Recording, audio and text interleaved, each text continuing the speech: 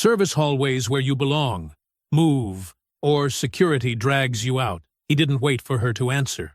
A fistful of cake slammed into Dr. Simone Rivers's face and dragged sideways, frosting grinding into her lashes and cheek, like he was wiping grime off a countertop. His mother laughed, bright and approving, while his father chuckled and lifted his glass, proud of the spectacle their son was making. "Look at her," the boy announced to the donors. "All that polish. Still can't act grateful." Simone's hands stayed at her sides. She didn't flinch. She didn't wipe it away. She just held his stare, breathing slow. And none of them knew their $700 million dream was seconds from being erased by her next word. Before continuing, comment where in the world you are watching from, and make sure to subscribe, because tomorrow's story is one you can't miss. Dr. Simone Rivers paused at the entrance of the Grand Meridian Ballroom, taking in the sparkle of crystal chandeliers and the sea of designer gowns. Camera flashes popped like tiny explosions, momentarily blinding her. She adjusted the sleeve of her deep blue evening dress, feeling the weight of the moment. "Remember the morality clause in Section 8.3, Naomi Pierce murmured beside her, sleek in charcoal gray. "You were right to insist on that one." "Always am," Simone replied quietly, her smile camera-ready, but her eyes scanning the room like radar. $700 million. That's what tonight's partnership was worth. More importantly, it meant jobs, real ones, with benefits and growth paths for communities that kept getting hollow promises. Dr. Rivers! Tilden Wexley's voice boomed across the marble floor as he strode toward them, every inch the finance titan in his perfectly tailored tuxedo. His wife Maribel glided at his side, dripping in diamonds that could fund a small nation. "So pleased you could join us." "The pleasure's mine," Simone responded smoothly, extending her hand. Tilden shook it a beat too briefly. "Oh, dear." Maribel touched Simone's arm with manicured fingers. "Would you mind terribly asking the kitchen about the champagne service? We seem to be running low at table 6. Simone's smile didn't waver. "I'm actually here as a partner, Mrs. Wexley, but I'm sure the staff will be happy to help." "Oh!" Maribel's laugh tinkled like expensive ice. "My mistake entirely. Though while you're here, could you check if Dr. Rivers will be needed at the head table?" Naomi cut in professionally. "For the partnership announcement." Tilden's expression flickered. Of course. Though, if you wouldn't mind just confirming with security about the guest list." "I believe that's Brandon's job," Simone said pleasantly, naming the actual event coordinator. "Shall we head to our seats?" "I'm looking forward to the presentation." They moved through the crowd like a current of tension, Simone noting every sideways glance and whispered comment. The ballroom was a masterpiece of old money. Gold leaf on the ceiling, antique mirrors on the walls, and table settings that probably cost more than some people's monthly rent. At the center, an elevated stage held a row of chairs for key participants. Simone approached her assigned seat, clearly marked Rivers Axis Technologies on the golden placard. A hostess in black rushed forward, hand outstretched. "Oh, no, I'm sorry," the woman said with rehearsed concern. "There must be some confusion. The partner's seating is reserved for—" Naomi smoothly produced the printed seating chart from her clutch. "Dr. Rivers is exactly where she should be. Perhaps you'd like to double-check your materials?" Laughter rippled from the surrounding tables. Not warm, not welcoming, but measuring. Testing. Simone settled into her chair with practiced grace, feeling the weight of dozens of eyes. She'd been in rooms like this her whole career, where power dressed itself in politeness and cruelty wore a smile. From a nearby table, Graham Wexley watched the scene unfold, swirling expensive scotch in a crystal glass. He couldn't be more than 19, but his eyes held the casual entitlement of someone who had never heard the word no stick. He studied Simone with the detached interest of a cat watching a bird through a window, probably wondering if it would be more fun to pounce now or later. The first course arrived, something delicate involving truffle foam and gold leaf. Simone ate carefully, maintaining light conversation while monitoring the room's subtle choreography. Servers moved in practiced patterns. Photographers circulated strategically. Everything felt just a fraction too arranged. "Your work in tech education is fascinating," said the woman to her left, a board member of something or other. "Almost like a charity, isn't it?" "Actually, it's a profit center," Simone corrected kindly. "Our apprenticeship program has a 93% placement rate and generates significant returns through innovation and talent retention."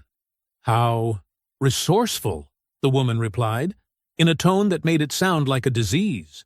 As dinner progressed, the pattern became clear. Every conversation was a trap, every comment loaded with double meanings. Simone navigated each one with the precision of someone who had spent decades in rooms where one wrong word could unravel years of work. Finally, dessert carts began rolling in, their silver domes gleaming under the chandeliers. Maribel Wexley made a small gesture, and a photographer edged closer to the head table, adjusting his lens with careful nonchalance. Graham Wexley rose from his seat, glass in hand. The room hushed expectantly. His smile was bright, practiced, and completely empty of warmth. "Friends, partners, distinguished guests," he began, his voice carrying that peculiar mix of youth and authority that came from never doubting his right to be heard. "I'd like to propose a toast to new ventures, new partnerships, and," his eyes fixed on Simone with predatory amusement, "new lessons in how things work around here." The dessert cart rolled to a stop beside the head table, its silver dome catching the spotlight like a beacon. A hush fell over the ballroom as servers positioned themselves with choreographed precision. Graham Wexley set down his glass and moved toward Simone with the fluid confidence of someone who had never faced consequences. "Dr. Rivers," he said, voice pitched to Carrie, "I believe you should have the first taste. It's a special recipe, meant to leave an impression." Simone felt Naomi shift beside her, protective instincts kicking in. But Deke Ransom appeared as if summoned, his bulk strategically positioned between Naomi and the table. Two more security guards drifted closer, their earpieces gleaming. The server lifted the dome with a flourish, revealing an elaborate chocolate torte decorated with spun sugar and edible flowers. It was beautiful, expensive, and somehow threatening in its perfection. Camera phones rose around the room like fireflies. "Come now." Graham's smile was razor-sharp as he lifted a dessert fork. "Don't be shy. We're all friends here, aren't we?" Simone maintained her professional smile, though her shoulder muscles tightened. She'd seen that look before, in boardrooms, at conferences, in every space where someone thought they could make her flinch. "You're very kind," she said evenly, "but perhaps we should wait for everyone to be served." Graham laughed, the sound bright and cruel. "Oh, Dr. Rivers, always so proper." He picked up a slice of cake with his bare hands, frosting smearing between his fingers. "Sometimes proper isn't the point. Sometimes the point is understanding where you fit." It happened fast. Graham stepped closer, invading her space with practiced ease. The cake connected with her face in a cold, wet smear. Frosting ground into her cheekbone, caught in her eyelashes, dragged across her carefully applied makeup. The impact wasn't hard, but the intention was clear. This wasn't a prank. This was a message. Gasps rippled through the crowd. Then, starting from the Wexley's table, laughter began to spread. Not shocked laughter, not embarrassed laughter, but the practiced, elegant sound of people who knew exactly what this was and approved. "There," Graham said softly, still too close. "Now you match the decor." Tilden Wexley's deep chuckle carried across the space. Maribel covered her mouth with perfectly manicured fingers, eyes dancing with mean delight. The room took its cue from them, transforming the assault into entertainment. "She'll learn," a donor at the next table muttered, loud enough to be heard. They always do, eventually. Simone remained perfectly still, feeling the cold slide of frosting down her neck. A diamond-draped woman nearby clicked her tongue and leaned forward. "Dear," she said to Simone, not Graham.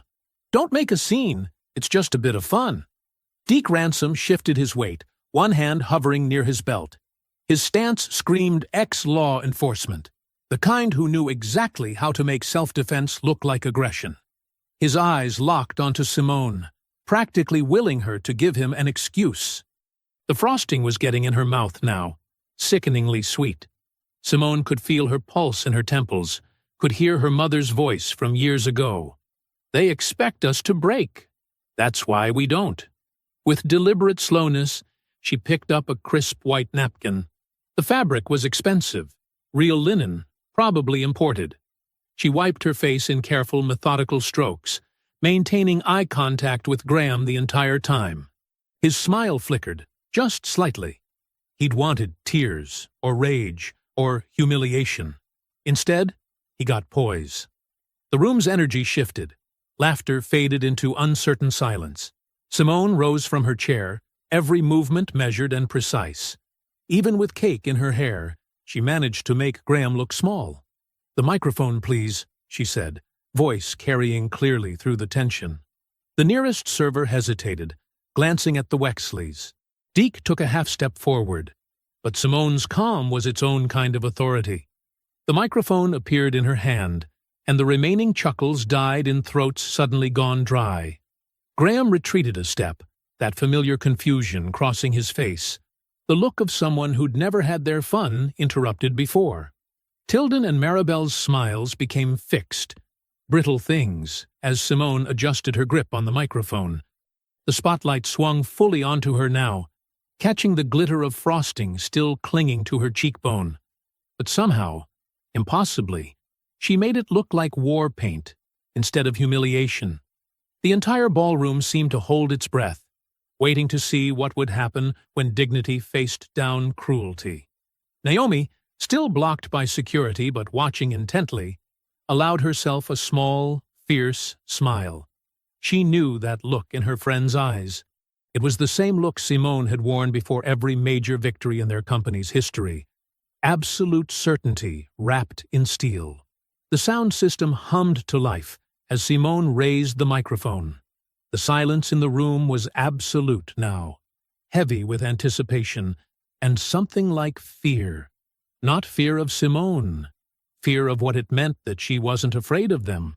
The spotlight caught the glitter of frosting still clinging to Simone's jawline as she held the microphone, her composure a silent rebuke to the room's manufactured laughter.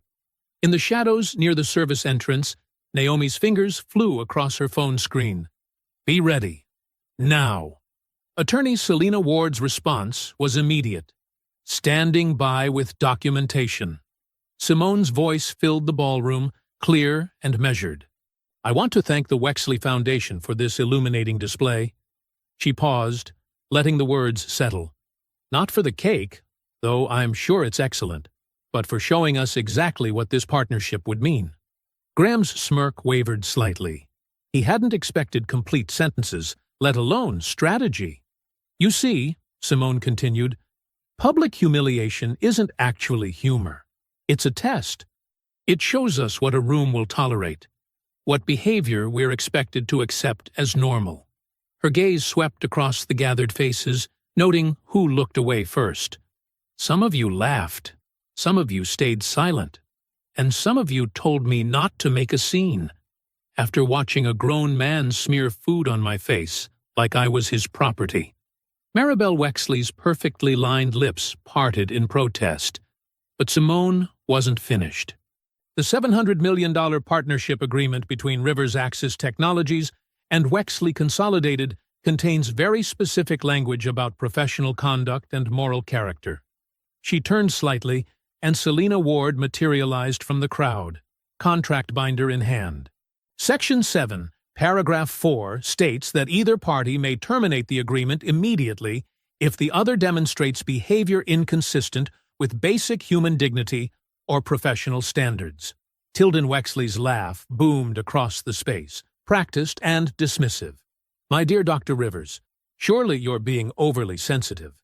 It was a moment of youthful high spirits, nothing more. His tone dripped with false concern. Perhaps we should discuss this privately, when emotions aren't so heated. There's nothing to discuss privately, Simone replied. The frosting on her face caught the light as she turned to address the room directly. Rivers Axis Technologies is exercising its right to terminate this partnership agreement, effective immediately. Camera shutters clicked rapidly. Several phones live streaming the gala suddenly pointed straight at her. Selena stepped forward, her heels clicking against the marble floor as she opened the contract to the relevant page. The termination is being recorded and witnessed, Selena announced, her legal training evident in every crisp syllable. All parties present are hereby notified that the agreement's dissolution is based on documented violations of conduct standards. Graham's confident grin cracked at the edges. He glanced at his father, seeking direction, but Tilden was focused on damage control, already moving toward the microphone with his hands raised in a placating gesture. Now, he said, reaching for the microphone. Let's not be hasty. These technical details can always be worked out among friends. Simone kept her grip on the microphone, turning slightly so his attempt to grab it would be obvious to everyone watching. We are not friends, Mr. Wexley. We were potential business partners, and you just showed me exactly how you treat partners. Maribel glided forward, her designer dress rustling as she tried to position herself between Simone and the cameras. Darling, you're absolutely right to feel upset. Why don't we move this conversation somewhere more private? I'm sure we can smooth over any misunderstanding. There is no misunderstanding, Simone replied, her voice carrying clearly despite Maribel's attempt to shield her from view. Your son's behavior was deliberate. Your laughter was deliberate. And my response is equally deliberate. Naomi had made her way around the security line and now stood at Simone's shoulder, tablet in hand.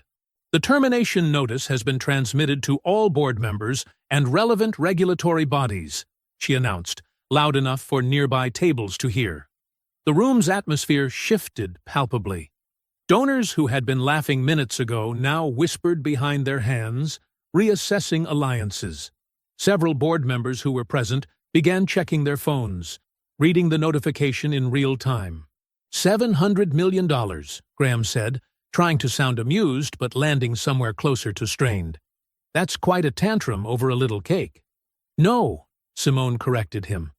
That's quite a price to pay for thinking you could purchase my dignity, along with my company's technology. She handed the microphone to a nearby server, then straightened her jacket with precise movements. Selena, please ensure all documentation is properly filed. Naomi, we're done here. As Simone turned to leave, Graham stepped closer, his voice dropping to a whisper meant only for her ears. Good. That's exactly what we needed. Naomi, falling into step beside Simone, felt the first real chill of the night. Something in Graham's tone cut through the satisfaction of their exit, suggesting layers of calculation they hadn't yet uncovered. The click of their heels echoed across the marble floor as they walked toward the exit.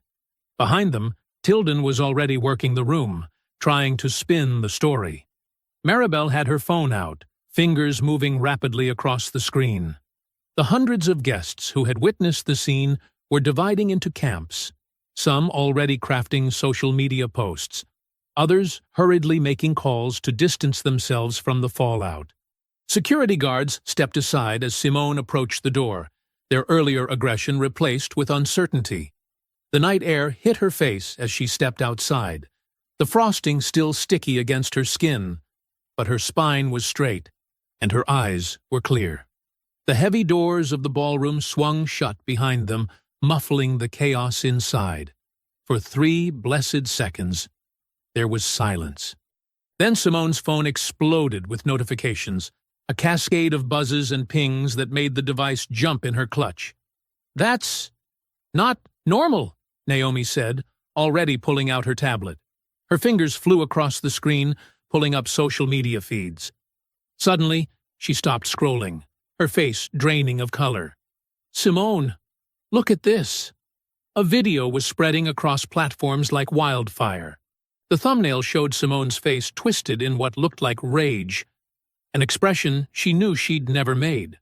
The caption read, "Tech CEO snaps at charity event. Attacks teenage donor." "That's not what happened," Simone said, her voice steady despite the knot forming in her stomach. "Play it." The video started with Graham approaching, but the footage jumped and skipped, cutting out crucial seconds. His initial reach toward her face was missing entirely. Instead, it showed Simone appearing to jerk forward first, the cake smearing looking like a consequence rather than a cause. The audio had been spliced, inserting what sounded like an angry outburst before the cake incident. Comments were flooding in. "Who does she think she is? Talk about unprofessional. Typical angry black woman stereotype. Can't take a joke? Should lose her job for this." Naomi's fingers were already dialing. "We need Juno Park. Now." She put the phone on speaker as they walked briskly toward their waiting car. Juno Park answered on the second ring.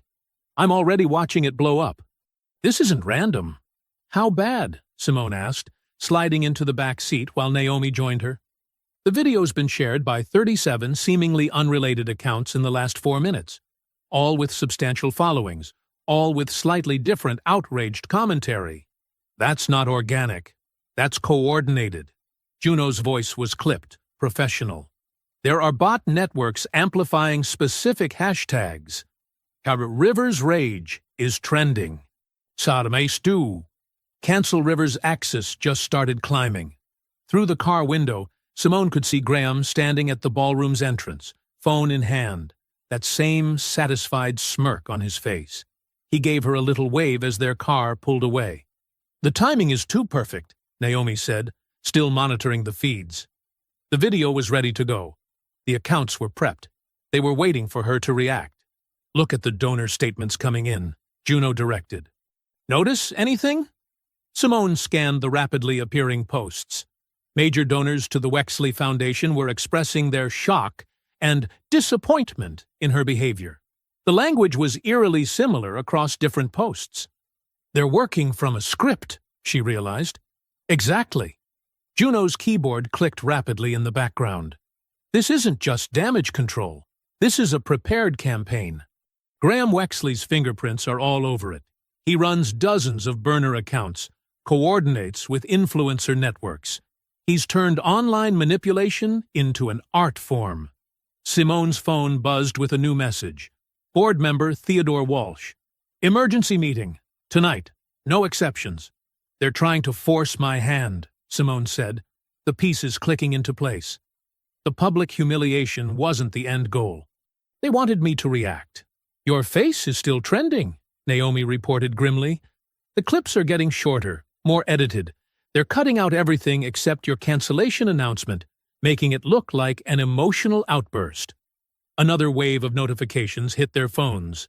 Media requests, investor concerns, partnership inquiries.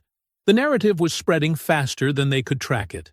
"This is what Graham does," Juno explained, their voice tight with recognition. "He manufactures reality, creates crises, then his family swoops in to solve them, usually by acquiring companies at a discount during the chaos." Simone touched her cheek, where the frosting had dried to a tacky film. The humiliation was transforming, morphing from a physical assault into something more insidious. They were turning her dignity into a weapon against her. "Set up a war room," she instructed Naomi. "Call in the core team. We need—" Her phone buzzed again.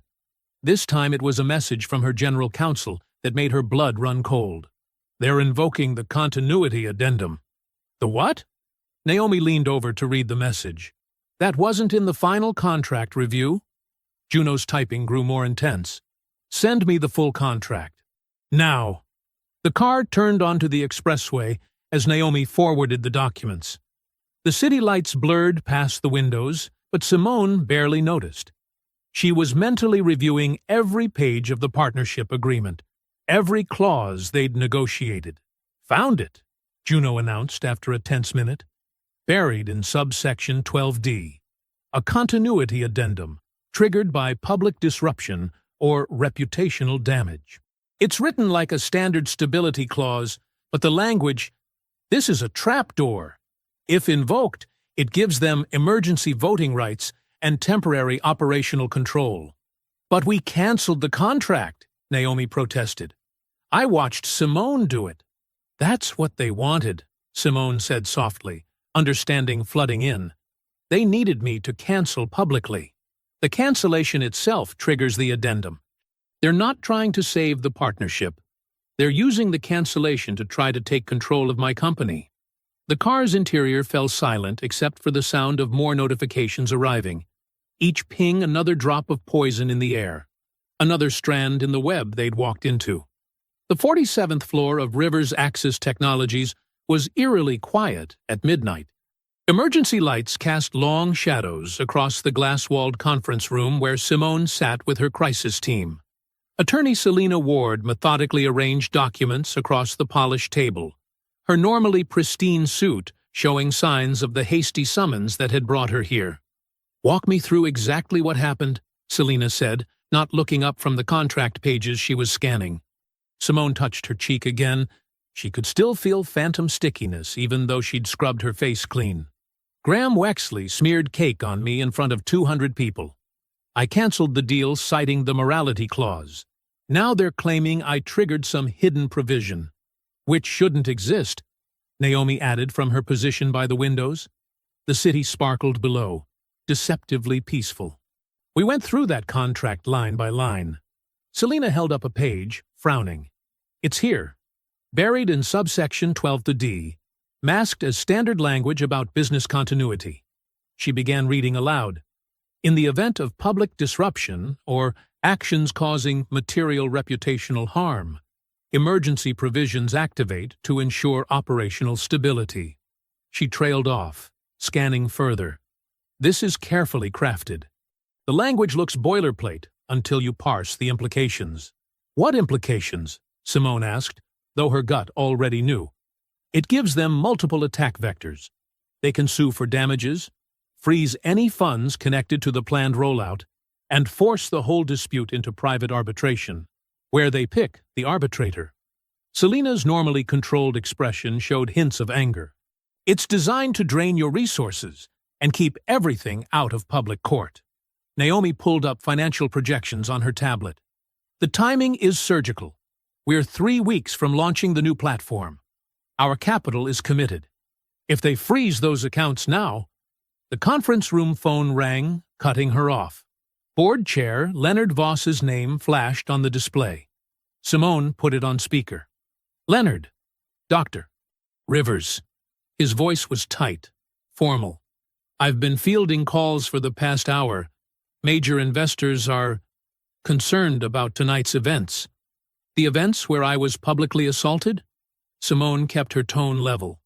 "That's a rather dramatic characterization of what was clearly meant as playful interaction." Leonard coughed. "These situations are better handled privately. Your reaction has created unnecessary instability." "My reaction?" Simone's fingers pressed into the armrest of her chair. "Graham Wexley humiliated me in front of our entire donor base." "He's practically a child," Leonard said dismissively. The appropriate response would have been to laugh it off. Instead, you've potentially damaged a crucial partnership. The board will need to discuss this first thing tomorrow." The elevator chimed outside, and Noah Klein hurried into the conference room. His tie was loose, but his manner was oddly composed for someone called in near midnight. "I came as soon as I could," Noah said, setting his briefcase down. "I've already drafted some potential responses to stabilize the situation." Simone studied her COO's face. There was something too rehearsed about his concern. "The situation doesn't need stabilizing," she said carefully. "It needs investigating, starting with how that addendum got into our contract." "The priority should be calming the markets," Noah countered smoothly. "I've prepared a statement suggesting temporary leadership adjustments to reassure investors." "You prepared that rather quickly," Naomi observed. On the phone, Leonard cleared his throat. "Noah's thinking strategically. A short-term leadership transition could help weather this storm." The only storm here is the one they manufactured, Simone said. Selina, I want a full audit of who approved that addendum language. Track every version, every email, every sign-off. Noah shifted slightly. That seems excessive for standard contract language. Standard? Selina's eyebrows rose. This clause is anything but standard. Someone had to specifically request and approve these terms. Naomi was already pulling up email records on her tablet. She paused, frowning. That's odd. Noah, you're copied on the final contract review thread from last week, but you said earlier you hadn't seen the addendum. A flicker of something crossed Noah's face before his helpful expression returned. I must have missed that email chain. Things have been quite busy with the rollout preparations. You responded to 3 other emails in that same thread, Naomi said quietly. The silence in the room grew heavy. Through the windows, a police helicopter swept past, its searchlight briefly illuminating their faces. Leonard's voice crackled through the speaker. Dr. Rivers, I strongly suggest you take a more cooperative approach. The Wexleys are a powerful family. This resistance will only make things more difficult. More difficult than having cake ground into my face while donors laughed? Simone's voice was steel. Then having my reaction weaponized and my company threatened? The board expects your full cooperation tomorrow, Leonard said stiffly. Good night. The line went dead. Simone looked around the room, at Selina's carefully controlled anger, at Naomi's shrewd concern, at Noah's too-perfect composure. She touched her cheek one final time, where the frosting had marked her. They didn't smear cake, she said. They marked a target. The darkness before dawn painted Rivers' Axis headquarters in shades of blue and gray. Simone's car pulled into the underground garage at 5 a.m., tires crunching over scattered protest flyers that had somehow already made their way down here. Her security detail reported crowds gathering above, a mix of actual community members and faces that seemed too polished, too coordinated to be spontaneous. They've got printed signs, her head of security said, showing her photos on his phone, all using the same 3 phrases. Rivers must go. No more toxic leaders. And protect our community. Mass-produced outrage, Simone noted, studying the identical fonts and formatting. The elevator carried them to the executive floor, where Naomi was already setting up in the main conference room, surrounded by financial reports and market projections. Morning news is running with the edited clip, Naomi said without looking up. Stocks down 12% in pre-market trading. They're efficient, Simone replied, hanging her coat. I'll give them that. The glass walls gave them a clear view as more employees arrived, clustering in worried groups. Simone's assistant hurried in, tablet in hand, face drawn with stress. Dr. Rivers, we've got a situation, she said. Someone posted my home address online last night. Other staff are reporting similar threats. Their children's school locations, personal phone numbers. It's all getting dumped on anonymous boards. Juno Park strode in before Simone could respond, carrying 3 laptops and wearing yesterday's clothes. The crisis PR specialist's eyes were sharp despite the early hour. This is coordinated, Juno announced, setting up their equipment. Look at the pattern. They pulled up multiple screens showing social media activity. The first wave hit within 3 minutes of the gala incident. Bot accounts, all created within the last month, pushing the edited video. Second wave came from influencer accounts at precisely 15-minute intervals. Then the anonymous former employees started appearing. How many real versus fake? Naomi asked. Based on metadata analysis? Juno's fingers flew across keyboards. About 15% organic engagement. The rest is manufactured outrage running on a pre-built network. They had this infrastructure ready before last night. Through the glass, Simone spotted Deke Ransom's broad shoulders entering the lobby below. The head of Wexley Security moved with casual menace, making a show of examining exits and security cameras. Here we go, Simone murmured. Her phone buzzed with a text from building security. Wexley Security, demanding access to all floors. citing public safety concerns due to protests. Classic pressure tactic, Juno said, reading over her shoulder. Create a crowd, then use that crowd to justify increased security presence. They want their eyes and ears inside your operation. They already have those, Naomi pointed out, pulling up an email. Board just called an emergency vote for 2 p.m. today. Too fast for proper notice requirements, but they're citing extraordinary circumstances. Who's pushing the vote? Simone asked. 3 members aligned with old money interests. They're proposing a temporary leadership transition until the current situation stabilizes. Naomi's air quotes dripped with disdain. Simone watched Deke positioning his people around the lobby's key points, by elevators, near stairs, covering all movement. His presence was a message. We can reach you anywhere. Naomi, Simone said quietly, I need you to implement spending freeze protocols.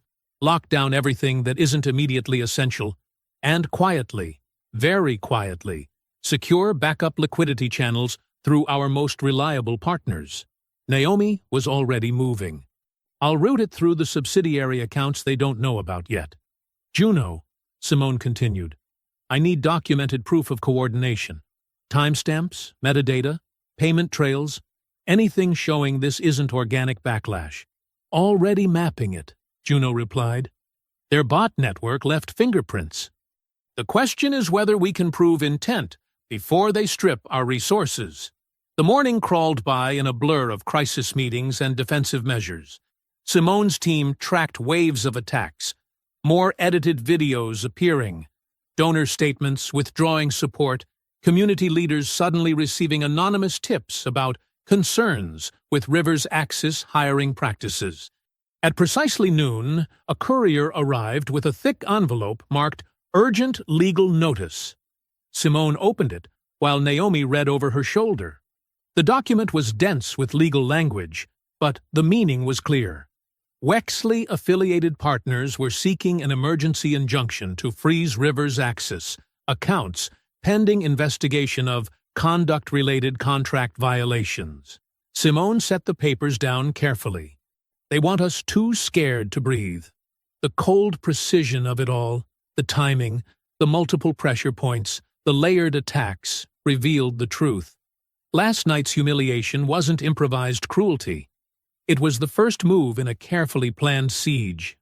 Through the windows, protesters' signs caught the midday sun, their identical fonts glinting like teeth.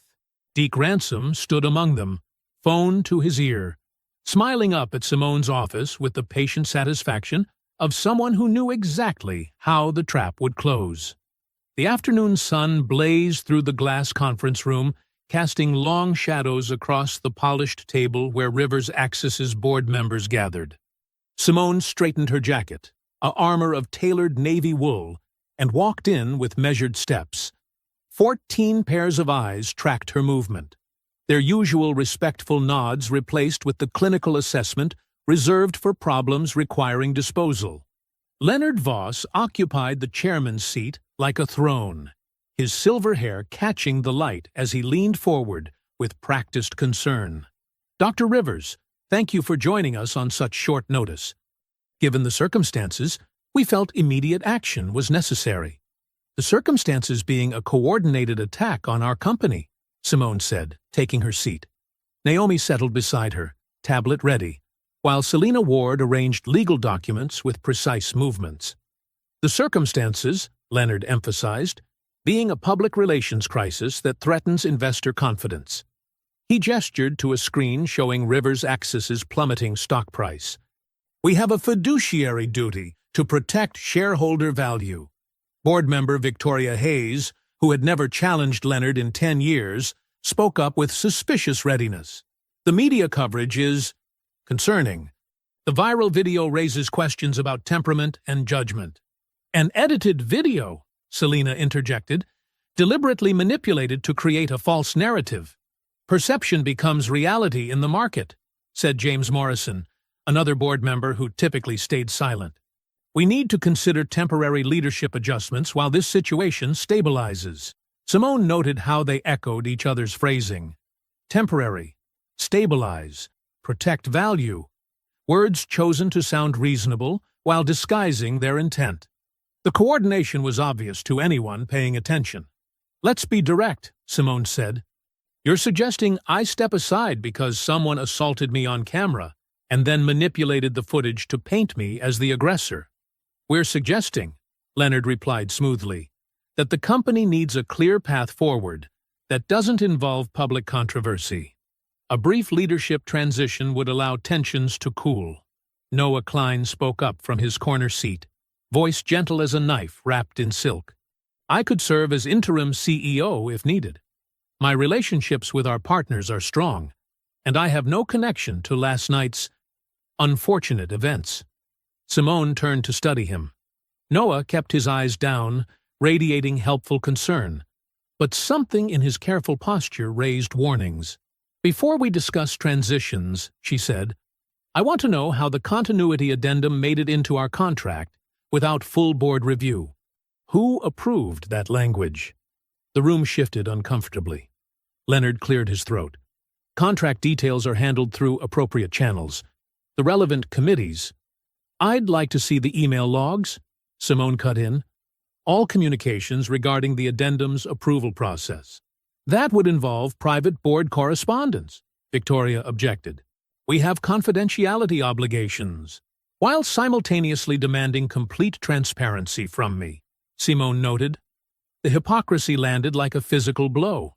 Several board members had the grace to look uncomfortable, but others met her gaze with blank corporate politeness, the kind that masked whatever deals had already been made. Selina stood, commanding attention. "Before this discussion continues, I need to remind the board of several legal considerations. First, removing Dr. Rivers in response to a manufactured crisis could be seen as validating a coordinated smear campaign. Second, any leadership change without proper investigation of last night's events creates liability concerns. Third, there are serious questions about the contract addendum's approval process that need to be addressed." "We're not removing anyone," Leonard said smoothly. "We're discussing temporary measures to protect company interests." "By suggesting the CEO step aside because she was publicly assaulted?" Naomi's voice cut through the corporate doublespeak. "How does that protect our interests?" "The optics," James began. "The optics," Simone interrupted, "are that Rivers' axis caves to pressure when its leaders face targeted harassment. Is that the message this board wants to send?" Leonard's mask of concern cracked slightly, revealing irritation beneath. "I move we proceed to a vote on temporary leadership transition." "I move we table that vote pending full investigation," Selina countered. "Any hasty action now exposes the company to significant legal risk." The tension stretched as board members glanced at each other, measuring which way to lean. Simone watched the subtle signals, who looked to Leonard for cues, who avoided eye contact entirely. The room felt like a chessboard where half the pieces had been secretly replaced. "All in favor of proceeding with the vote?" Leonard asked. Hands rose, 7 out of 15. Not enough for an immediate move, but far too many for comfort. Simone noted each face, each allegiance revealed.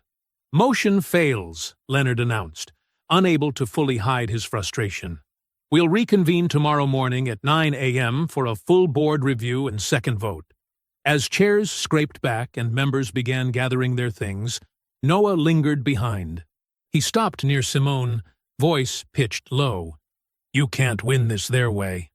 Simone watched him walk out, those words hanging in the air like smoke, unclear whether they were meant as advice or warning. The afternoon sun had shifted, throwing the empty conference room into shadow. In the glass walls, she caught her reflection, still straight-backed, still dignified, still fighting. Naomi touched her arm. 7 votes to remove you already. We need to move fast." "Yes," Simone said, gathering her papers. "But first I want to know exactly how deep this rot goes." The setting sun painted long shadows across the community center's parking lot as Simone's car pulled up. The brick building stood warm and welcoming against the darkening sky, its windows glowing with activity. Young voices drifted out, the sound of learning. of possibility. But something was wrong with this picture. 3 black SUVs were parked at odd angles near the entrance, their tinted windows reflecting the last rays of sunlight. Men in tactical gear loitered nearby, earpieces glinting. Wexley security logos marked their shoulders. "They're not even trying to be subtle anymore," Naomi muttered from the passenger seat. Simone took a deep breath, centered herself. "That's the point. They want us to see the muscle." As they stepped out of the car, she noted how the guards shifted, subtle movements to control sight lines and access points. Their presence transformed a community space into contested territory. Deke Ransom emerged from behind one of the SUVs, his broad frame blocking the path to the door. "Evening, ma'am," he said with exaggerated politeness. "Just maintaining public safety." "At a youth center?" Simone kept her voice neutral. "Can't be too careful these days." His smile didn't reach his eyes. Lot of concerning activity in the area. Before Simone could respond, movement caught her attention. A young man in Rivers Axis apprentice gear, Malik Turner, she recognized him from the program, was walking toward the entrance, laptop bag over his shoulder. 2 guards stepped directly into his path. "Hold up there, son," one called out. "Need to check that bag." Malik stopped, his whole body tensing. "I work here. I'm in the apprenticeship program." "Sure you are." The guard gestured impatiently. "Bag on the ground, please. Empty your pockets, too." Simone's hand tightened on her phone, deliberately activating the camera. She held it low, recording without drawing attention. Around them, other students and community members slowed, watching, exactly what the guards wanted. This wasn't about safety. It was about showing who had power to stop who could be searched without cause, who had to prove they belonged. "I have ID," Malik said, voice steady despite the tremor in his hands as he pulled out his wallet. "I'm here every Tuesday and Thursday." "Uh-huh." The guard barely glanced at the ID before tossing it back. "Bag. Ground. Now." Reverend Lucinda Hale emerged from the center's doors like a force of nature. Her gray hair was pulled back severely, her eyes sharp behind wire-rimmed glasses. She moved with the confidence of someone who had faced down worse than private security. "What seems to be the problem with one of my students?" Her voice carried calm authority. Deke stepped forward. "Standard security procedure, Reverend. Nothing to concern yourself with." "In my center? Without my permission?" Reverend Hale positioned herself between Malik and the guards. "I don't recall authorizing searches of my young people." "Ma'am, we have authorization from the property management company to—" "You have authorization to intimidate children?" Simone spoke up, still recording. "To harass program participants?" Deke's practiced smile tightened. "Now, Dr. Rivers, no need to get emotional about standard safety protocols. I'd like the names and badge numbers of everyone involved in this stop," Simone said evenly. "Ma'am, if you're going to be hostile, requesting basic accountability is hostile." Simone kept her tone measured, professional. Interesting definition. Malik still hadn't moved, his laptop bag clutched tight. The guards loomed closer, trying to provoke a reaction they could use. Reverend Hale touched his shoulder gently. "Baby, go on inside," she said. "These men were just leaving." "But they can't just—" Malik's voice shook with rage, not fear. "They can, and they do," Reverend Hale said quietly. "But not today, not here. Go on now." Simone watched Malik's face, saw the familiar struggle between dignity and survival, between standing up and staying safe. He was learning the wrong lesson, that his achievements didn't matter, that no amount of hard work could protect him from people who saw his existence as a threat. The guards exchanged looks, realizing they weren't getting the confrontation they wanted. Deke made a small gesture, and they backed off, returning to their positions by the SUVs. "Just doing our jobs," Deke said smoothly. "No offense intended." "Every offense was intended," Reverend Hale replied. "That's rather the point, isn't it?" Inside the center's main room, the tension didn't fully dissipate. Students huddled in small groups, voices low, shooting worried glances at the windows where guard shadows moved past. Malik sat at a computer station, his movements still tight with contained anger. Reverend Hale led Simone and Naomi to her office, closing the door with a decisive click. The small room was warm, filled with books and photographs, decades of community history on the walls. "They've been doing this for weeks," she said, settling behind her desk. "Ever since the partnership announcement. Testing boundaries, establishing presence. This isn't about security. It's about control." "The deal wasn't just about money, was it?" Simone asked. Reverend Hale's eyes were tired, but fierce. "It never is with families like the Wexleys. Money they have. What they want is power. Over spaces, over stories, over who gets to feel safe where." Through the office window, Simone could see Malik helping a younger student with coding homework. His shoulders still tight, but his focus absolute. He refused to be driven away from his own growth. "We're not losing twice," Simone said firmly. "Not the company, and not this space." The fluorescent lights of Jimmy's all-night diner buzzed overhead, casting a harsh glow on the worn leather booths. At this hour, the place was nearly empty, perfect for conversations that needed privacy. Simone sat in the corner booth, stirring untouched coffee while investigator Reese Dalton spread documents across the Formica table. "Your gut was right," Reese said, his voice low and measured. He slid over a stack of financial records. "These shell companies, Liberty Metro Solutions, Apex Digital Dynamics, Westbrook Consulting Group, they're all registered through different agents, different states. But the money flows back to one source." Simone studied the highlighted transfers. "The Wexleys. Through about 6 layers of cutouts, yes." Reese tapped a series of timestamps. "What's interesting is the pattern. Every time there's a major real estate acquisition or infrastructure project in target neighborhoods, these companies suddenly get very active. They hire community outreach specialists and digital marketing firms." A laptop screen flickered to life at the edge of the table. Juno Park's face appeared in a secure video window, their quick fingers typing as they spoke. "And those firms are busy little bees," Juno said. "I've been mapping the bot networks and influence campaigns. Check this out." Their screen filled with a visualization, hundreds of interconnected nodes pulsing with activity. "See these clusters? They look random at first glance, like organic traffic. But the timing is too perfect. The language patterns are too consistent." "Someone's conducting the chaos," Simone said. "Exactly. And they're good. Really good. They know how to make manufactured outrage feel authentic. But there are signatures." Juno highlighted several nodes. "These accounts? They activate in precise sequences.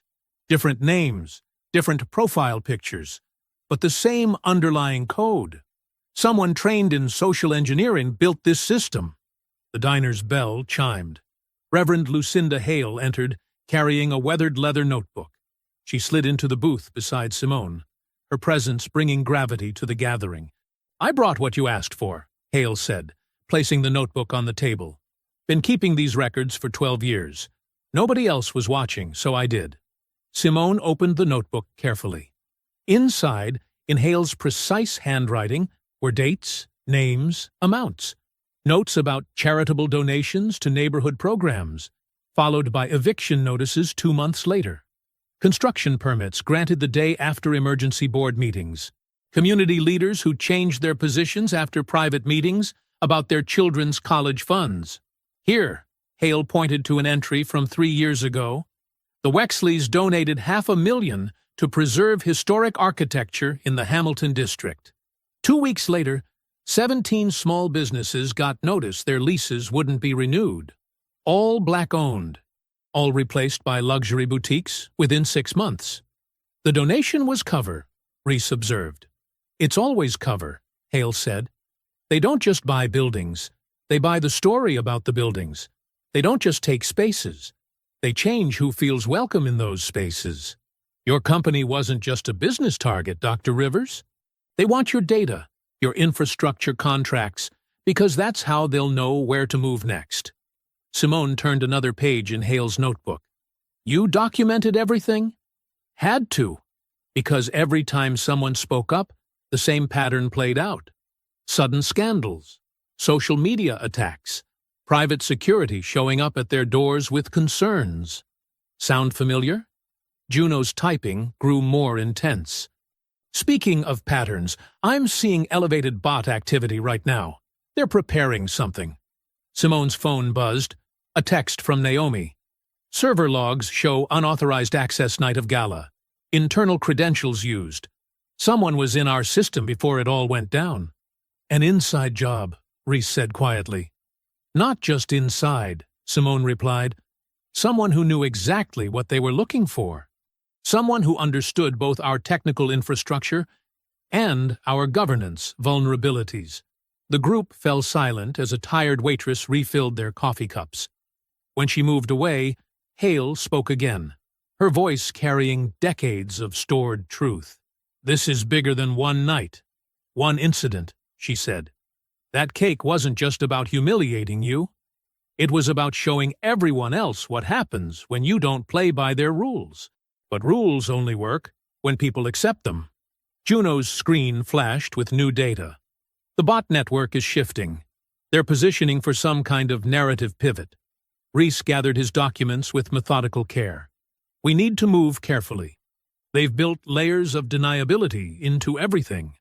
Then we'll peel back every layer, Simone said.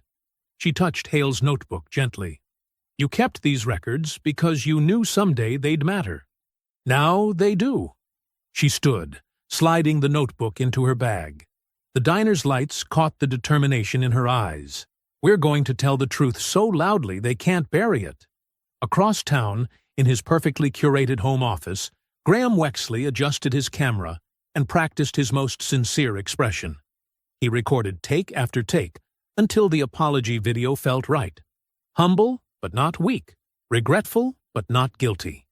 As he posted it to his verified accounts, his other screens showed the real work. Thousands of coordinated posts, flooding every platform, shaping the story even as he appeared to apologize for it. His manufactured contrition went live at exactly 11 p.m., timed to make morning headlines, crafted to make him look mature and thoughtful. And in its shadow, his digital army attacked with renewed fury, targeting not just Simone, but anyone who dared support her. Early morning sunlight streamed through Simone's office windows as her core team assembled. The city was just waking up, but they'd been working for hours, fueled by determination and strong coffee. Juno Park's laptop displayed frame-by-frame analysis of the newly acquired video footage. Look at this, Juno said, zooming in on a perfect, unobstructed angle. Crystal clear. No editing tricks possible. You can see Graham's expression change right before he does it. That split second of predatory satisfaction. Simone leaned closer to watch. The footage showed everything. Graham's calculated approach, the cake smearing across her face, and, most importantly, Tilden and Maribel Wexley's immediate laughter. Their reactions proved premeditation. They'd expected it, encouraged it. The metadata's clean too, Juno continued, pulling up a technical report. Original timestamp, location data, device information, all intact. They can't claim this was manipulated.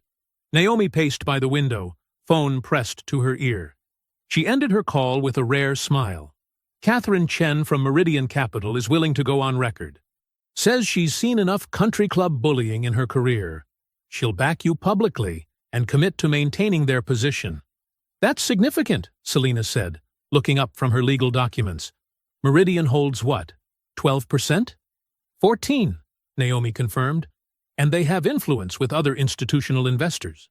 Selena spread papers across the conference table, each stack precisely organized. I've drafted the injunction request. We're hitting them from multiple angles. Harassment, market manipulation, coordinated defamation. The evidence of their bot network is particularly damning. Timeline? Simone asked. We file everything within the hour.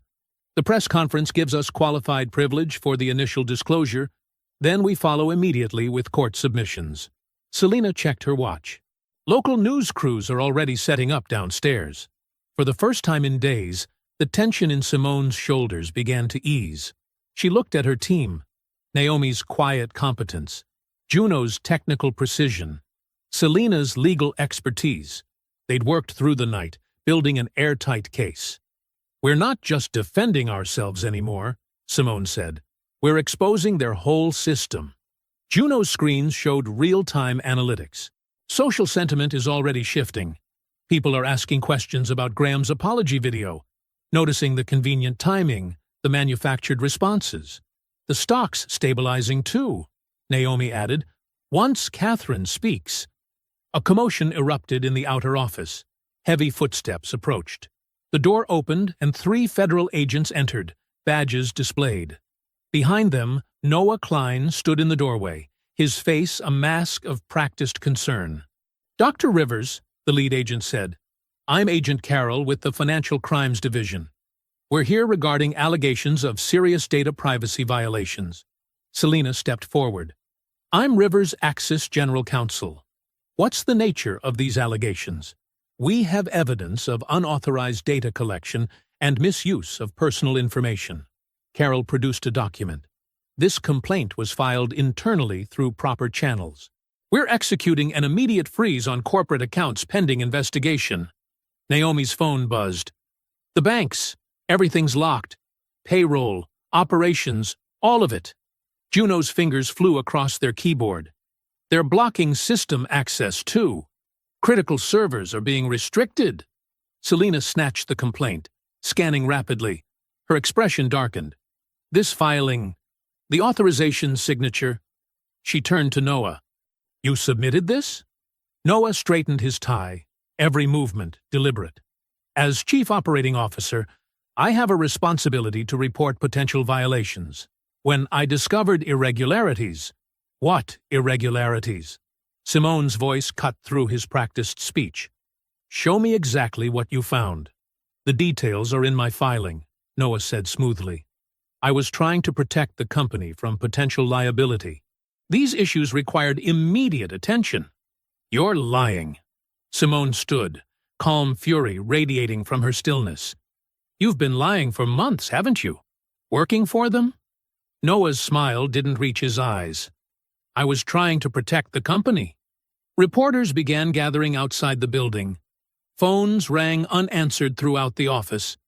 Employees stood in clusters, whispering anxiously about frozen accounts and system lockouts. Hours crawled by in a blur of crisis calls and emergency meetings. The press conference collapsed before it began. Catherine Chen regretfully withdrew her support, citing developing concerns. The stock price fell like a stone. Evening shadows lengthened across Simone's office. She sat alone, staring at her phone. Social media exploded with that damned photo. Her face smeared with frosting, now edited into countless cruel memes. Each one tagged with Graham's signature. A smirking emoji. The betrayal cut deep. Noah had been her COO for 3 years. He'd sat in this very office countless times, planning strategy, sharing concerns, always so helpful, so supportive. Every suggestion, every introduction, every policy change, all of it designed to create this moment. Her phone buzzed with a text from Reverend Hale. "Meet me tonight. I have the missing piece." The community center stood dark against the night sky, its windows reflecting scattered street light through sheets of rain.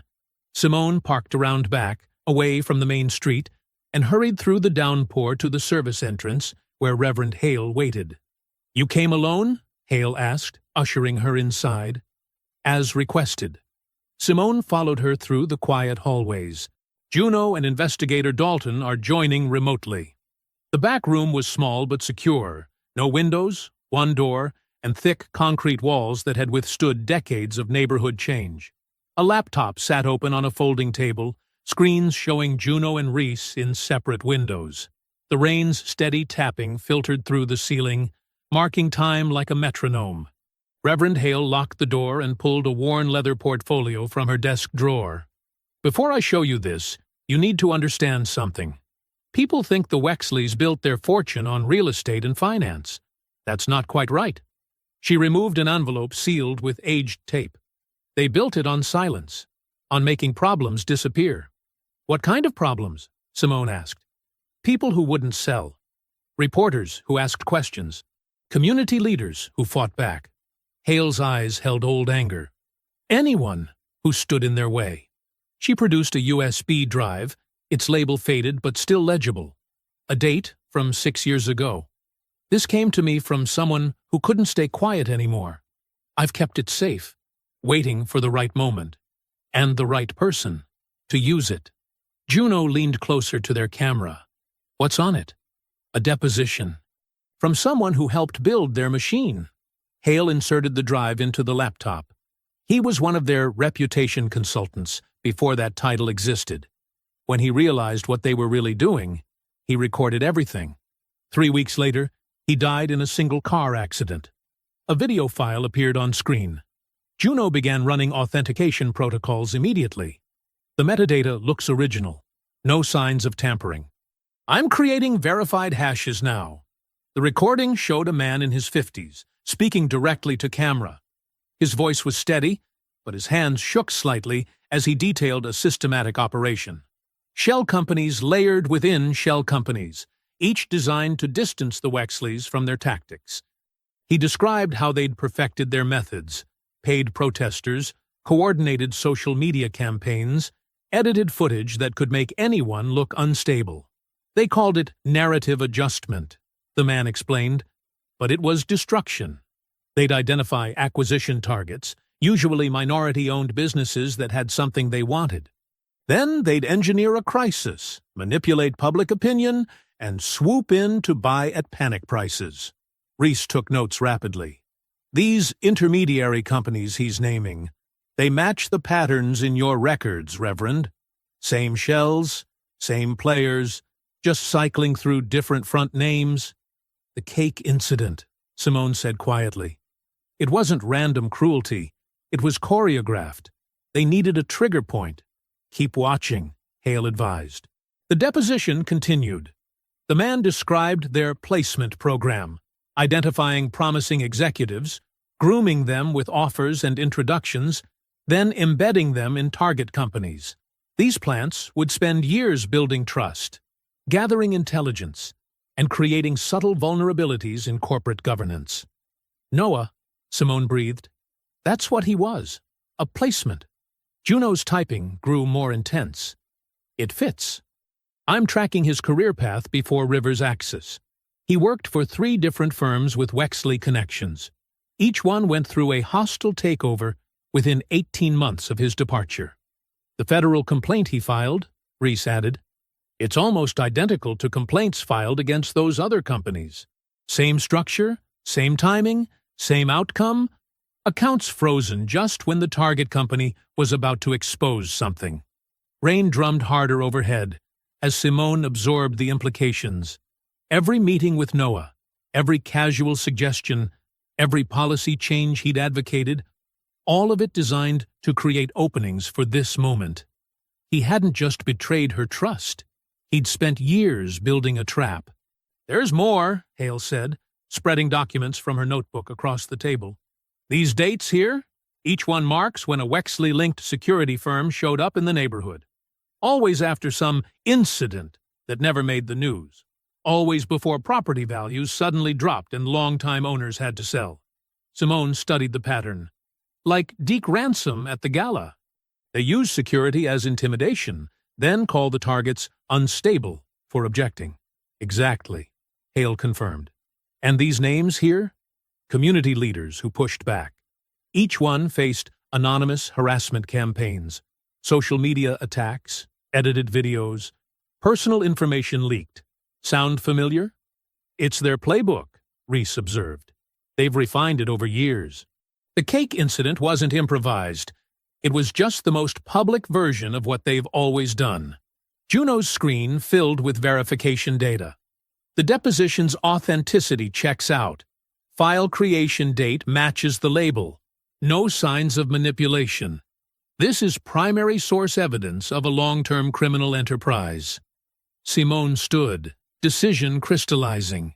She pulled out her phone and dialed Selena Ward's number.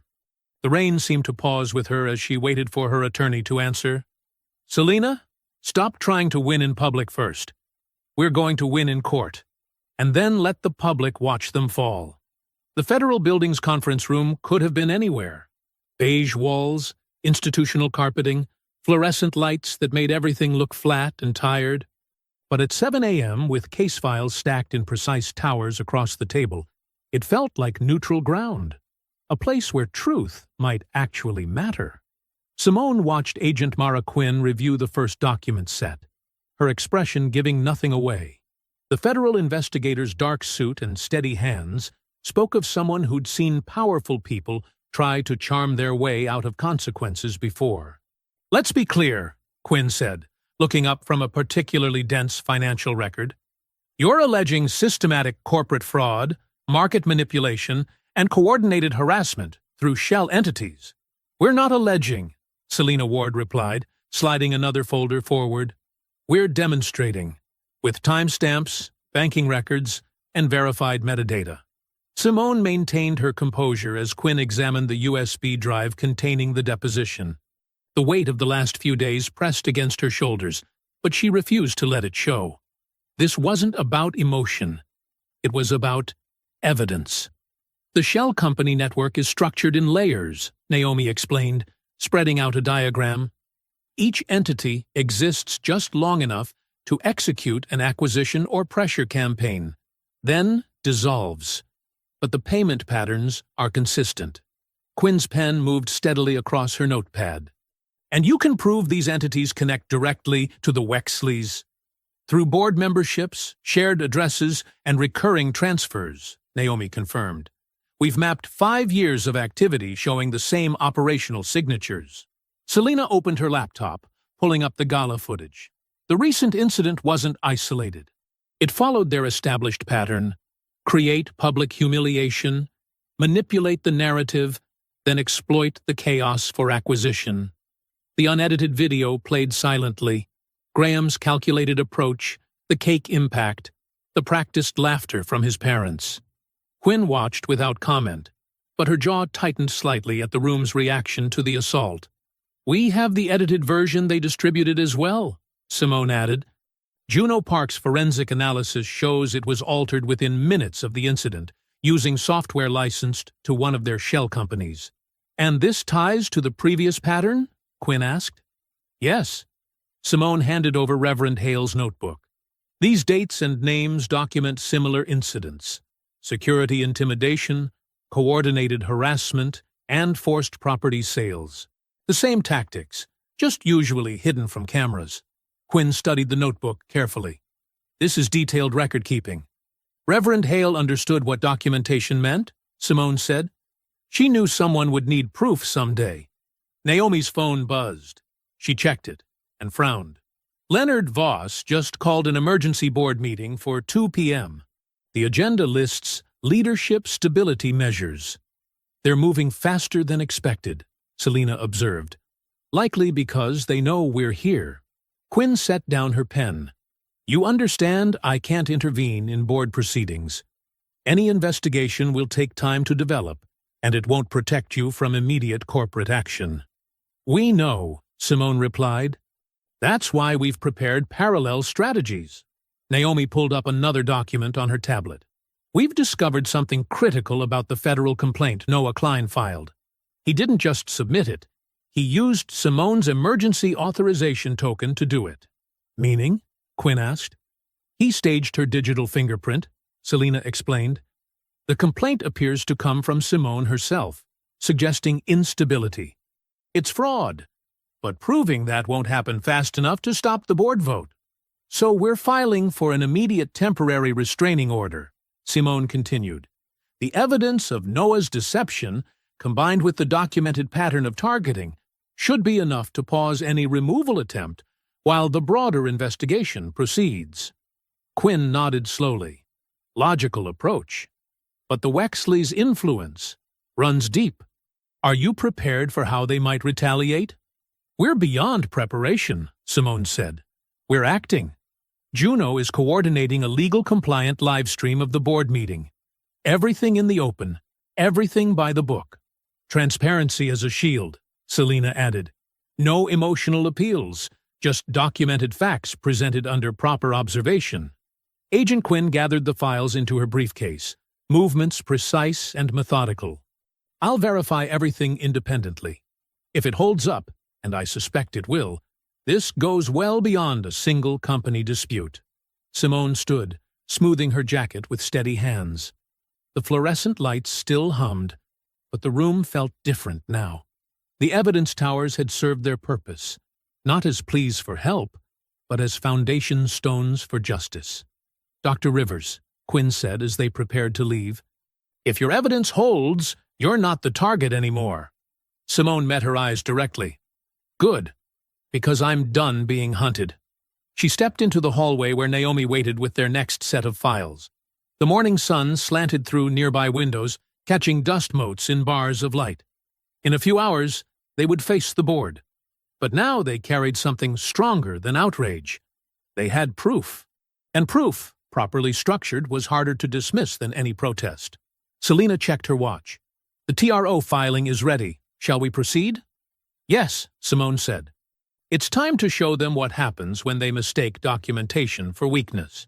The Wexley Tower stretched into the afternoon sky like a glass dagger, its reflective surface casting sharp shadows across the city below. On the 47th floor, Simone and Selina were escorted into a conference suite, where floor-to-ceiling windows made the room feel exposed, vulnerable. Tilden Wexley sat at the head of the massive table, perfectly tailored in a charcoal suit that probably cost more than most people's monthly salary.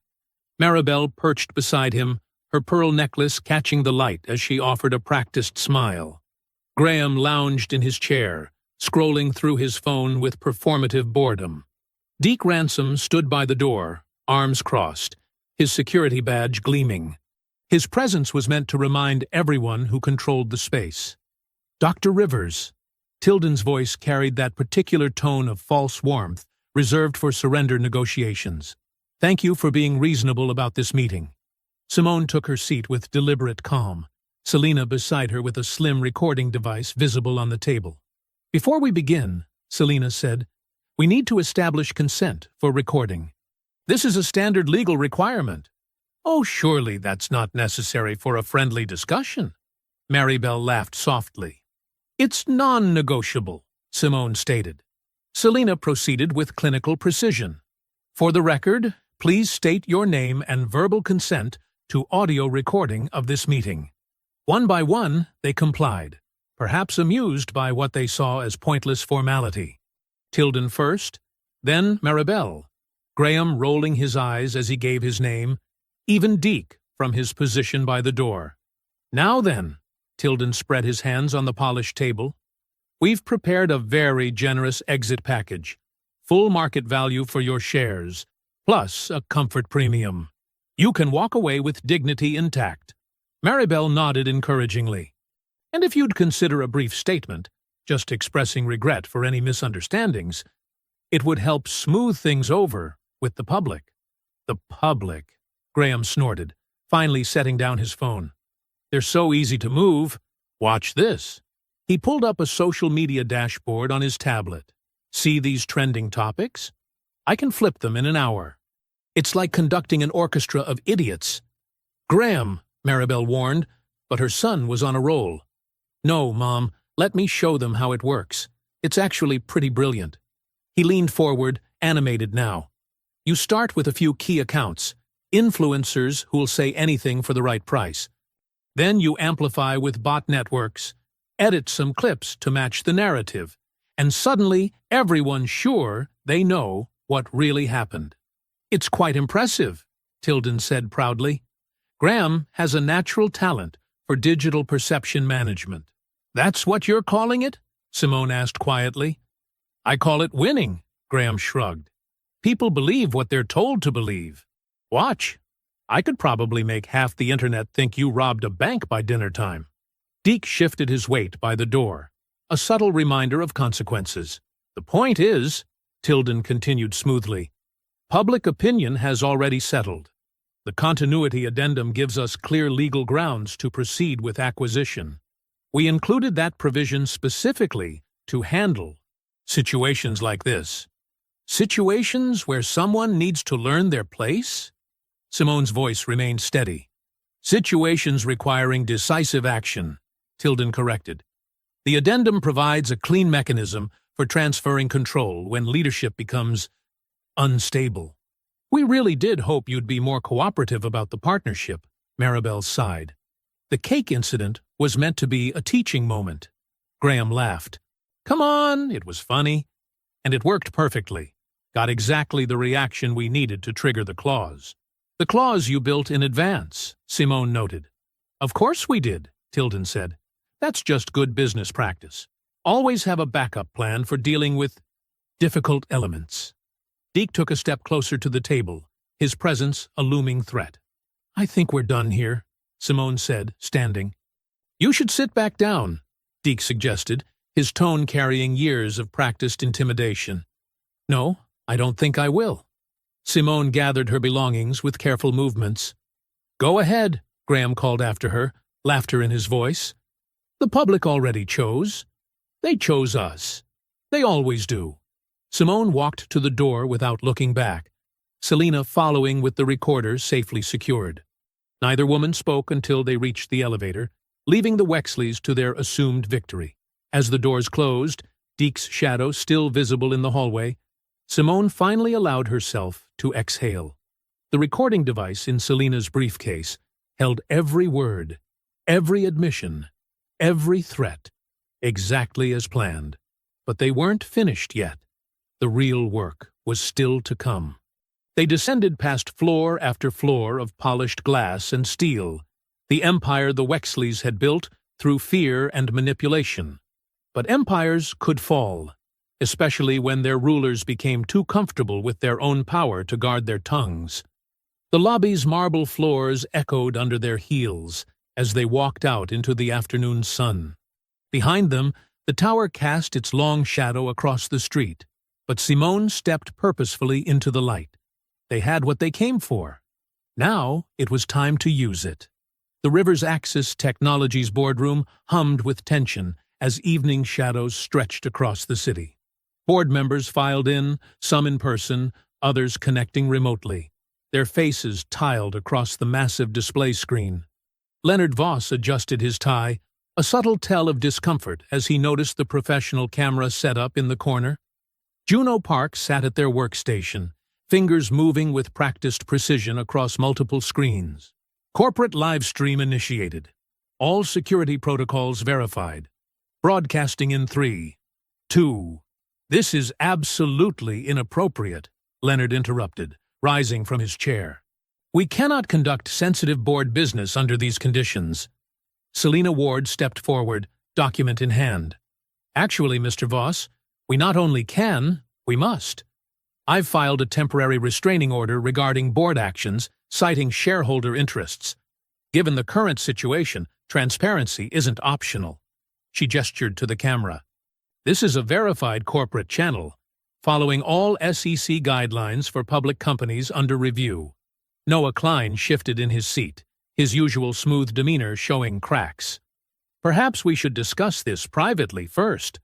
No more private discussions, Simone stated, her voice carrying the weight of too many closed-door ambushes.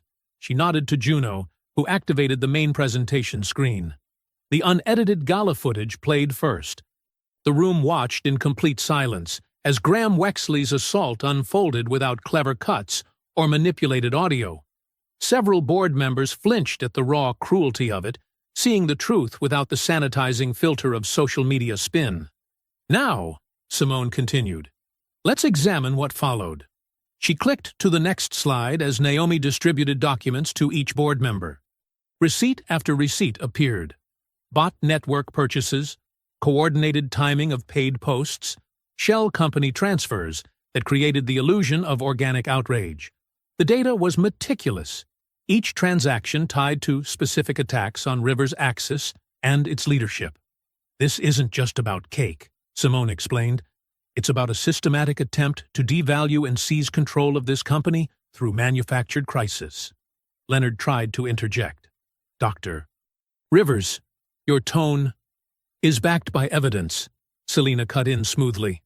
She activated an audio clip from the settlement meeting, Graham Wexley's voice filling the room with unmistakable pride as he detailed his manipulation techniques. Several investors on the video call leaned closer to their cameras. One unmuted to ask, "Is he admitting to securities fraud?"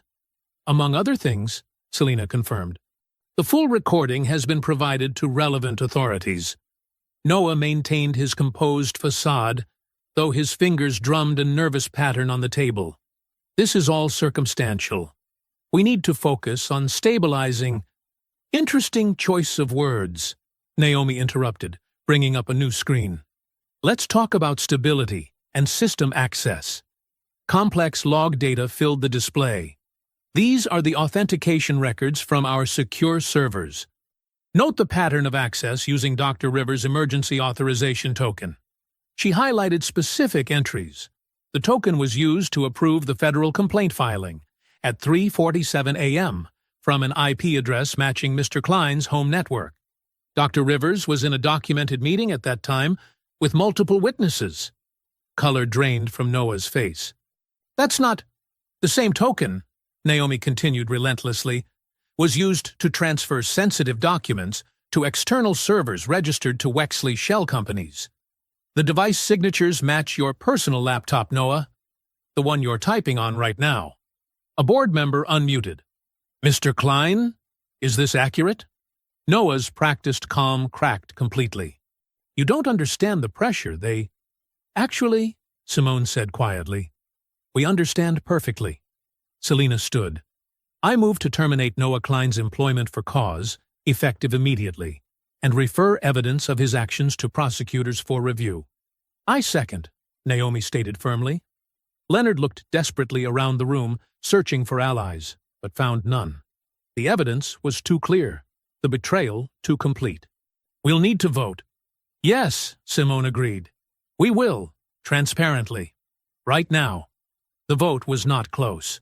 Security waited outside the boardroom, having been notified in advance. They approached with professional courtesy, as Noah was stripped of his credentials and escorted from the building. The live stream caught every moment. The same unblinking lens that had broadcast Simone's humiliation now documented accountability in action.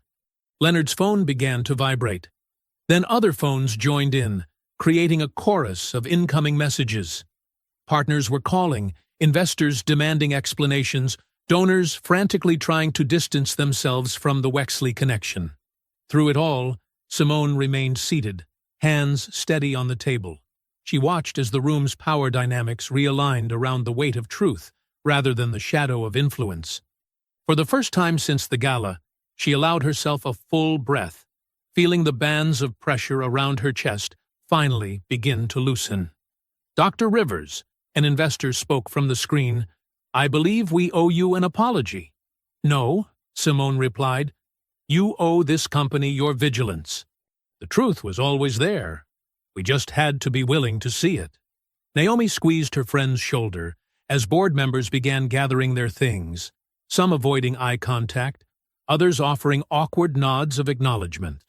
The live stream ended, but its impact was already rippling through social media, group chats, and news alerts, this time without manipulation, without artificial amplification, just the clean, sharp light of consequences illuminating the darkness of entrenched power. Morning sunlight streamed through the community center's windows, catching dust motes in golden beams. Simone sat at a worn table, watching Reverend Hale pour coffee with the same careful attention she gave everything, like even the smallest acts carried weight. "You take yours black, if I remember right," Hale said, sliding a steaming mug across the scratched surface. "Always have." Simone wrapped her hands around the warmth, anchoring herself in this moment of quiet before the storm fully broke. On the wall-mounted TV, a news ticker crawled with updates. The center's regular morning crowd gathered in small clusters, their usual chatter punctuated by gasps and pointing at screens. Every phone buzzed with notifications as the story exploded across networks, this time driven by facts, not manipulation. Agent Mara Quinn strode through the door, her presence carrying the gravity of official action. "Dr. Rivers, the warrants are being executed as we speak." She accepted a coffee from Hale with a grateful nod. "Multiple shell companies, digital assets, linked accounts, all frozen pending investigation." "How many shells did you find?" Simone asked. "More than 30 so far. The network goes deeper than even your evidence suggested." Quinn's phone lit up with another update. "They're hitting the main Wexley offices now." Malik Turner burst in, still wearing his apprenticeship badge, practically vibrating with energy. "Did you see? They're live streaming it at the Garden Club." He pulled up a newsfeed on his phone, gathering everyone around. The footage showed the Wexleys' carefully orchestrated redemption luncheon dissolving into chaos. Society photographers who'd come for staged apologies instead captured Tilden Wexley's practiced smile, crumbling as federal agents appeared at the edges of the frame. His face shifted from confusion to realization to barely contained panic, each moment preserved in high-definition clarity. "Watch Maribel," Hale murmured, pointing to the screen's corner.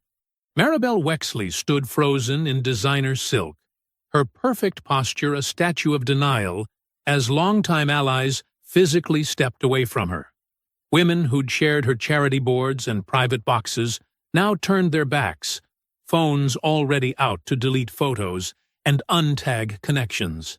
The room's temperature dropped degree by degree as decades of cultivated influence evaporated in real time.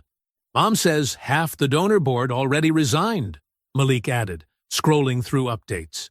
"They're all claiming they had no idea about anything."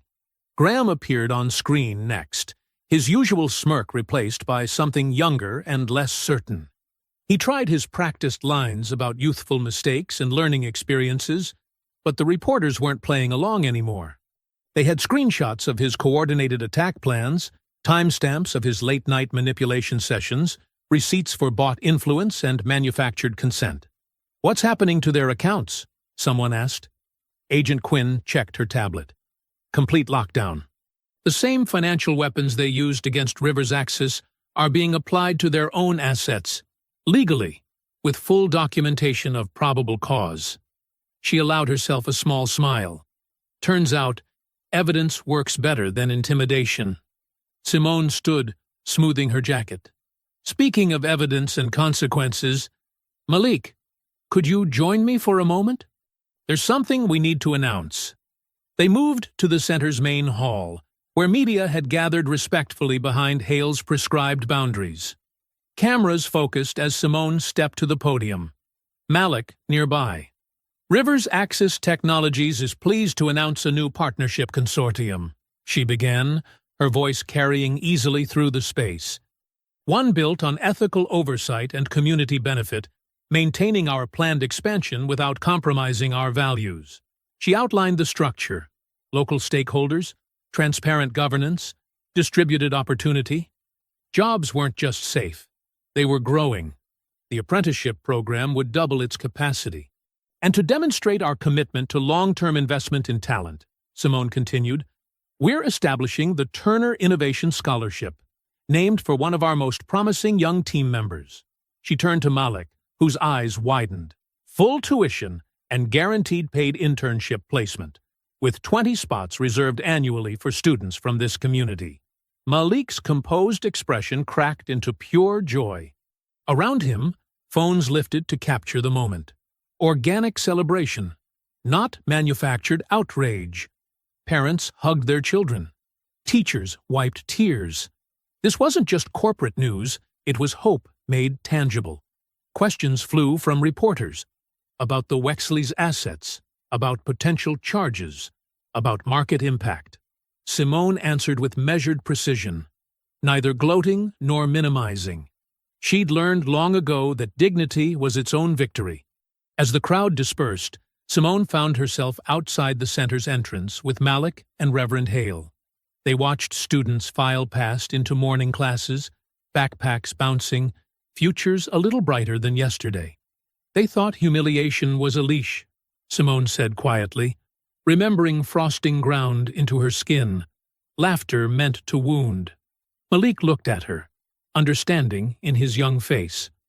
And you snapped it. In the distance, sirens wailed. But this time, they were heading toward Wexley Towers, toward accountability, toward consequence. Justice, like coffee, was being served hot and black. If you enjoyed the story, leave a like to support my channel, and subscribe so that you do not miss out on the next one. On the screen, I have picked 2 special stories just for you. Have a wonderful day.